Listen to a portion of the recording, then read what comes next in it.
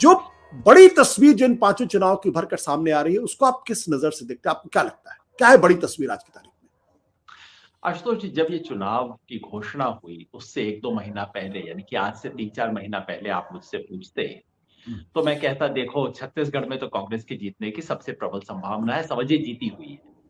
मध्य प्रदेश में भी कांग्रेस के जीतने की बहुत अच्छी संभावना।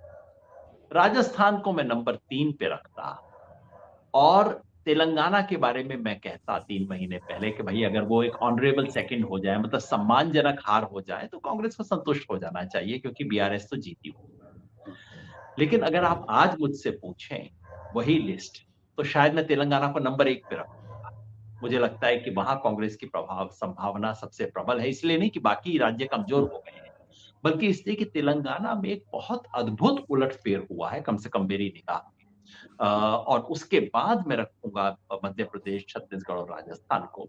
हालाँकि इस सब के साथ मैं एक वैधानिक चेतावनी ज़रूर बता दूँ कि भाई एक ज़माना था जबकि मैं भविष्य बताने का काम करता था। आज मेरे पास ना ऐसा कोई सर्वेक्षण है, ना कोई एग्ज़िट पोल है। ये मेरे कयास हैं सड़क पे घूमते देखते हुए, और मैं कोई निष्पक्ष सेफोलॉजिस्ट होने का कतई दावा नहीं करता। मैं इस वक़्त एक राजनैतिक कार्यकर्ता हूँ। लेकिन राजनैतिक कार्यकर्ता झूठ बोले इसकी कोई ज़रूरत नहीं। बिल्कुल। तेलंगाना के अंदर आपको कौन सी नई चीज दिखाई पड़ी जिसके आधार पर आप ये कह रहे हैं कि 4 महीने पहले, 3 महीने पहले अगर मैं देखता तो शायद अंतिम पादान पर रखता, एक रेस्पेक्टेबल होता, लेकिन अब वो कांग्रेस की सबसे पहले पायदान पे है? क्या बदलाव देखा आपने? मैं वहाँ घूमा, ओपिनियन पोल्स जो आ रहे थे उनको देखा, तो टेक्निकल एविडेंस भी देखा, सड़क पे घूमा। और बिल्कुल जो एक वेव इलेक्शन कई बार होता है ना, चुनाव में एक तरफ़ा हवा चल रही होती है, उसके जो संकेत आप देखना चाहें, वो तमाम संकेत आपको दिखाई देते हैं। सड़क पे हर व्यक्ति कहता है कि हाँ, पिछली बार बीआरएस को दिया था, लेकिन पिछली बार बीआरएस को वोट देने वाले 10 लोगों में से 4 या 5 अब कह रहे हैं कि ना, अब कांग्रेस को वोट देंगे। तमाम नेता नीचे के स्तर पे दौड़ रहे हैं, भाग रहे हैं, किसी तरह कांग्रेस का दामन थाम ले, चलती गाड़ी में आखिर तक किसी तरह लटक जाएँ। तमाम मुद्दे, तमाम सामाजिक संगठन सब उस दिशा में जा रहे हैं। और लोगों से बात करके कम से कम मुझे महसूस हुआ, ये बात है कि सर्वेक्षण ऐसा नहीं कह रहे हैं जो मैं कह रहा हूँ। सर्वेक्षण अभी भी कह रहे हैं कि कांटे की टक्कर है, और हैदराबाद में यदि आप बैठे तो वहाँ पे कयास ये लग रहा है कि अगर बीआरएस को 50 आ गई तो बाकी तो फिर उसे ओवैसी जी से मिल जाएँगी, और बीजेपी तो तैयार ही बैठी है। तो वहाँ हैदराबाद में त्रिशंकु विधानसभा के कयास लग रहे हैं। लेकिन ज़मीन पे देख के मुझे लगा कि बहुत बुनियादी बदलाव हुआ है।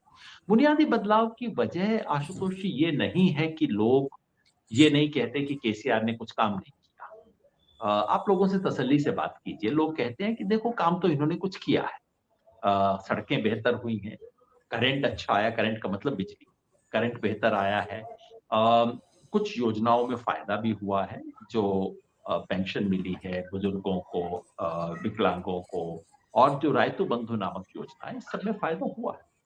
लेकिन लोग कहते हैं कि बस हो गया ना, अब इनका टाइम पूरा, जो ये कर सकते थे कर दिया इन्होंने। कई नाराज़गी है। नाराज़गी पहली तो ये कि काम जो किया है और वायदे जो किए थे, स्वर्णिम तेलंगाना का वायदा था, वहाँ तो कहीं नहीं पहुँचे।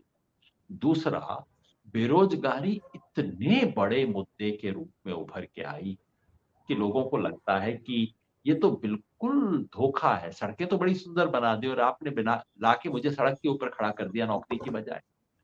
तीसरा, लोग कहते हैं कि केसीआर ठीक होंगे। केसीआर के बारे में व्यक्तिगत गुस्सा इतना मैंने नहीं देखा लोगों के बीच में। लेकिन उनके एमएलए, उनके इर्द-गिर्द जो पूरा तंत्र बना है, वो भ्रष्टाचार और अहंकार से भरा हुआ है। जो योजनाएँ लागू हुई, कुछ योजनाओं में सब लोगों को फ़ायदा मिला, जैसे रायतू बंधु में। लेकिन बाकी योजनाओं के बारे में शिकायत है कि यहाँ अपने चुनिंदा, अपने जो खास लोग हैं, उनको दिया गया, बाकियों को कुछ नहीं मिला। और जो माइनॉरिटीज़ हैं, मुसलमान जो कि वहाँ 13% हैं, और क्रिश्चियन जो तकनीकी रूप से तो 2% है, लेकिन वास्तव में उससे कहीं ज़्यादा है तेलंगाना में। उन दोनों का मन बहुत एक निर्णायक रूप से बीआरएस की तरफ से हट के अब कांग्रेस की तरफ आया है। तो इन सब चीज़ों की वजह से तेलंगाना में बहुत बड़ा बदलाव हो रहा है। सच ये है, आज से 3-4 महीना पहले मैं क्यों कहता? वो इसलिए कहता कि पिछली बार बीआरएस को 47% वोट था।